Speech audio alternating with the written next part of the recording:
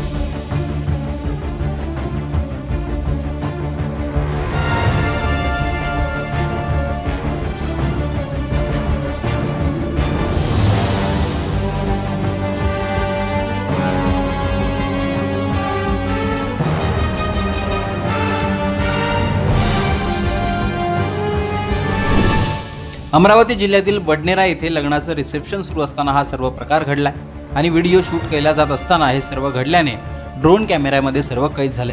विशेष म्हणजे प्रसंगावधान पाहून ड्रोन कॅमेरा ऑपरेटरने हल्ला करणाऱ्यांचा पाठलाग देखील केला आणि हा प्रकार ड्रोनमध्ये रेकॉर्ड झाला। तोच व्हिडिओ समोर आल्याने या घटनेची चर्चा होते।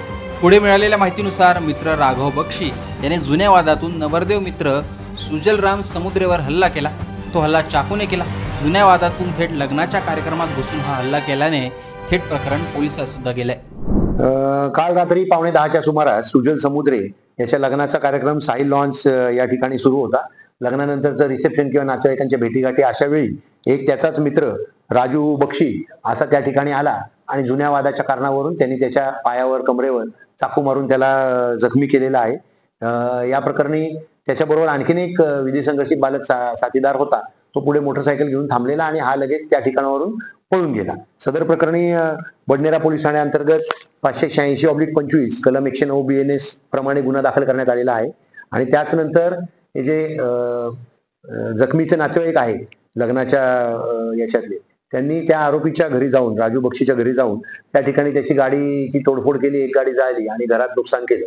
यावरून 587/25, 189(2), 190, 191(2) अशा प्रकारचा BNS प्रमाणे गुन्हा दाखल आहे। दोन्ही प्रकरणात गुन्हा दाखल करण्यात आलेला असून मुख्य आरोपी जो आहे राजू बक्षी याचा बडनेरा पोलीस ठाण्याचे अधिकारी शोध घेत आहेत, तपास करत आहेत। या प्रकरणानंतर नवरदेवाच्या नातेवाईकांनी आरोपीच्या घरी जाऊन तोडफोड केल्याचंही बोललं जाते। हल्लेखोराच्या कुटुंबियांनी म्हटलंय की माझा मुलगा राघव हा सुजल समुद्रे आणि सोनू समुद्रे यांच्या लग्नात गेला होता। माझ्या मुलाने सुजल याच्या लग्नाची वरात काढण्यासाठी DJ करून दिला होता। त्या DJचे पैसे मागण्यासाठी माझा मुलगा हा सुजल समुद्रे याच्याकडे गेला असता त्याने माझ्या मुलास शिवीगाळ करून त्याचा फोन फेकून दिला, असा आरोप हल्लेखोराच्या कुटुंबियांनी केलाय। तर नवरदेवाच्या कुटुंबाने मात्र वेगळाच दावा केलाय। घटना बोलो साहिल लॉन पे हमारा घर का कार्यक्रम चल रहा था, फंक्शन कार्यक्रम था, अच्छा कार्यक्रम चल रहा था। चालू कार्यक्रम में उसने हमारे कार्यक्रम में घुस के बच्चे को चाकू मारा और उसके बाद में वहाँ से भागा। भागने के बाद में एक गाड़ी वाला एक अपना आरोपी उसके साथ में था और वो गाड़ी में था, गाड़ी चालू करके उसको साथ में भागा। मैंने बहुत प्रयत्न किया उसको पकड़ने का, लेकिन वो मेरे हाथ में नहीं मिल सका। नहीं, कोई पुरानी दुश्मनी नहीं है, कुछ नहीं है उससे। नहीं, मेरा एक ही कारण था कि वो हाथ में मिल जाए अपने, बस हाथ में मिल जाता तो हम उसको पुलिस के हवाले कर देते थे। हाँ, 2-3 बार उसने मेरे को मारने की कोशिश किया, लेकिन मैंने अपना बचाव किया।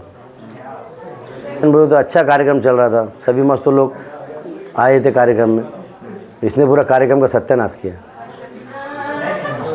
पुलिस से यही रिक्वेस्ट है कि जल्द से जल्द ऐसे खतरनाक आरोपियों को अपने कब्जे में लिया जाए। राम समुद्रे।